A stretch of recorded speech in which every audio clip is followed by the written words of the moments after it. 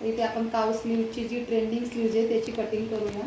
इथे मी तुम्हाला दाखवते, फोल्डिंगमध्ये कपडा घेतलेला आहे। याची उंची आपण 13 ठेवायची आहे,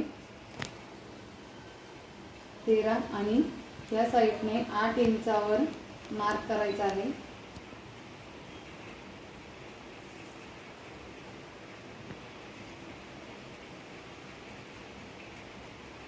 आता इथे ह्या साईडने आपल्याला 7 इंच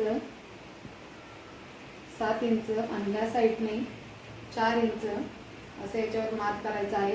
आणि ह्या 4 इंचापासून ते या 7 इंचापर्यंत आपल्याला गोल शेप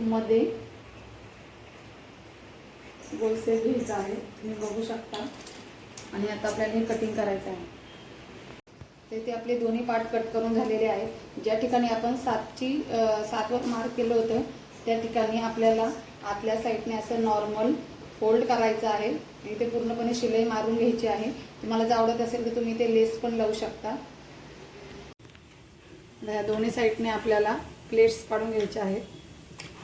जसं आपण ह्या साईडने प्लेट्स पाडणार तसंच ह्या साईडने पण प्लेट्स पाडणार आहोत।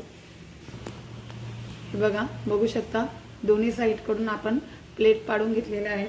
तसंच ह्या पण कपड्याला आपण प्लेट पाडून घेऊया दोन्ही साईडकडून।